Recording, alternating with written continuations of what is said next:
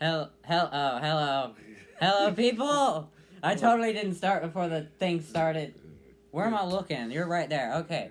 So you guys are now staring at us and watching us because you guys like watching us for some reason. Alright, yeah, So we're doing, what are we doing? Wings of Fire. yeah, did you really forget what we were doing? No, I did Or is not. that a rhetorical question? I was asking you, so Wings of Fire, I thought Darkness of Dragons. For a second, I was worried. I'm like, do you have amnesia? By 2ET Sutherland. Yes. Before we start, we would like to ask you all to like, subscribe, share, hit the bell, do all these fancy little things down below. Read the description. I don't care if you read the description or And not. comment your thoughts on the book. Yes, comment. As we're going to give our thoughts. Yes, we're going to give our thoughts. We want to know what you guys think because we're not the only people in the world that we want to know what other people think. So, now that I'm done wasting my breath on this, let's get on with it. Get on to the show. Let's get on. Let the show be. So this is based about Keebly. And it talks about, we find out what kind of child... Keebly. What kind of childhood he had. And we find out that he was raised by the Mafia before being adopted by Thorn. Not raised by the Mafia. He was raised by an assassin. Well, they're also the Mafia because they're doing backhanded things. So, and he was raised by Thorn, which it touches on the idea that... misconception, Thorn is not Mafia. Right. Well, she is, but she's good Mafia. She's not gonna kill you. She's more like Robin Hood. She helps the poor. Yeah, Robin Hood, but like... without stealing from the rich. There is no rich where she's from. Yeah, everybody's poor. So it's either killers. And killers is the main population in there. Let's try to get on with this. We'll talk about... Actually, I feel like killer is basically the exact, like, the main definition of every dragon in this world. Yes. Every single... Not one dragon has not killed. Whether it's for prey or for something else. A lot of ring-rings have not killed anything. They'd only eat fruit. So, we see they're the pacifists of the group. Anyways... Talks about family. What is family? Family is the people that you don't want to live anywhere near. Find out that family doesn't have to be your real mother and father. That can be your adopted thing. This is how you tell when you have a good family. When you don't want to be anywhere near them. You're silly. So, sometimes how your real parents or real family might not be the best environment for you. And so that's why you have foster parents, or parents might put you up for adoption because they know they can't care for you. Every person has their own ecosystem. Yep. The hair is the grass. Yeah, we're trying to be serious here. Your father, to be serious, my butt. Your father or mother could put you up for adoption because they know that the environment that they have.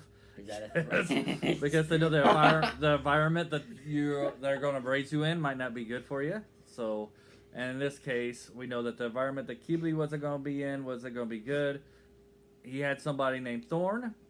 He wasn't even put up for adoption. He was just plain on kicked out. She saw that his environment wasn't good for him. And that Thorn's just like, you're coming with me. And right. Keebly's just like, but Mom. And his mom just like, I don't want you here. Yes. I'm just like, wow. Right. So that's one part of the story. The other part of the story is about royalty for you guys who live with kings and queens. That it doesn't have to be blood. That makes a good king and queen. It's what's inside a person, or a leader, I guess, is what's inside a person. Inside a person. And that what's you know what's inside a person? Wait. Their innards. Wait. Their innards. Yes, there is innards. What's inside a person? Innards. Their heart. Blood. Their heart. Blood. And their good things that they do. Blood. Right. There's blood in the heart. Okay. Anyway, so what do you think of the book? It's a good book.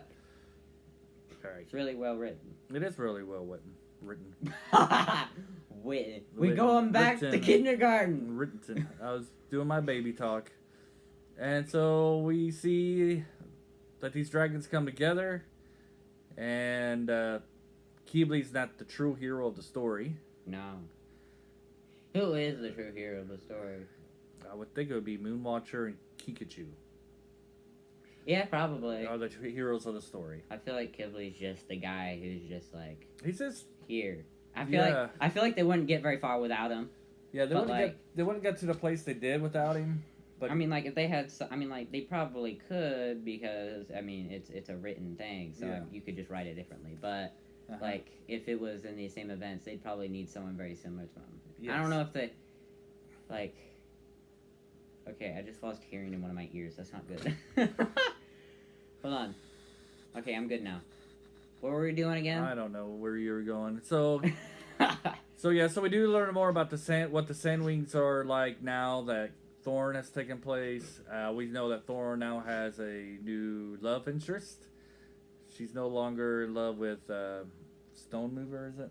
Yeah. I'm kind of not happy about that, though. I mean, like, I okay, like it. I mean, I'm not mad, but I'm disappointed that she still hasn't gone to visit him, because it's just like, he's still your friend.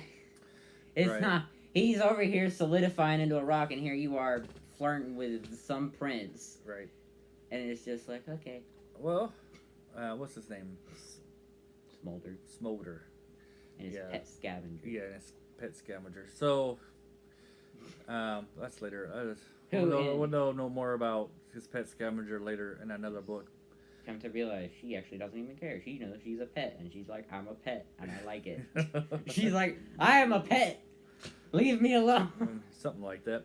Anyways, so Keebley, and we find out like a lot of things that Keebley thought was the reason why Doc Starker took the steps he did. Because Keebley thinks some really weird things, like, is it okay to magically make someone like you? Right. Answer for you. No! It's not. It goes against morals, and morals is everything. Right. Well, the good thing about Keebley is he has these thoughts that could be bad, but he always chooses the right. He never really He never follows through. And plus, he has Winter screaming at him too. Yeah. He's like, Winter's just like every time Keebley's just like, well, I mean, you can't blame him for doing this, right? And Winter's just like, are you freaking kidding me right now? Right. So what do you recommend this book or not? Yes. Yep, I recommend it too. You can skip book 9 and go straight to this one. You say that all the time. Book 9. We'll talk more about this whole magic system that she has set up in another video.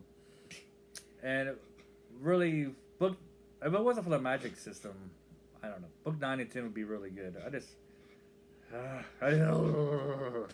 So anyways, so Moonwatcher. You guys are lucky you're only listening to this for about 14 or 15 minutes, because I live with this person, and he's always like, and this magic is terrible. Every time we talk about these books. And it's like Wheel of Time, oh, the one power is cool. And then I'm reading it, and then people are like shattering, and the earth is splitting open, and fire is raining down from the sky, and I'm just like, I didn't say... That is OP. He's talking about Wheel of Time. I didn't say the Wheel of Time magic power is the best either. So. You said it's better, though, and I'm just like... It's better. It may be better, but... Right. I feel like it's a little bit more chaotic.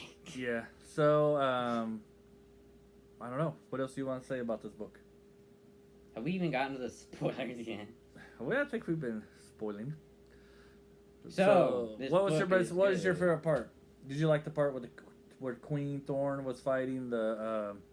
He didn't say where the freaking Kingdom of the Night is. Winter's just like, oh yeah, he did forget to mention that. Yeah. Right. That was one of my favorite parts. It's just like, ooh. Yep. Oh, and we get to meet... Man, what's her name? What's that dragon's name? Onyx? Correct. Onyx? Yeah, we get to meet her mother, her real mother. And we get her backstory as well in this book. I kind of don't like how she died. She doesn't die. Or are you talking about her mother? Her mother died. I guess she got hit by a meteor. A rock went straight through her skull. Yeah. Well, and it's just like, they're just like, I love how when she showcased it to her friends, she's just like, oh yeah, they're like, what is that? And she's just like, it killed my mom, and everyone's looking at her like, what? Yeah. And she's like, oh no, I didn't do it. When it comes to deaths, E.T. Sutherland doesn't hold back. No, it's like death. Like death. A rock goes right through your head, your throat gets slit, you know. Strangled. Right. Melting. Eyeballs being killed. Likeable characters dying. Yeah. And I'm just like, why? Why do you kill so many characters? Alright, so this is the end of the first 10 books. And I feel like some characters die too quickly. It's just like, yeah. Bam. And then it's like, for some reason, every time I see a gender change or something, like every time I see like a specific gender change, I don't know why, I feel like the character was important though. Because like, this character died, it was a girl, and I felt like she was important, but she was never brought up again, so she obviously wasn't. But I just like, I feel like she was an important thing, but she dead. Yeah. And I'm just like... All right, we're going to end this video. You guys have a great day. Hope you enjoyed it. Hit the like Bye. button. If Bye. you listen to us rant, we would like to know why. Bye.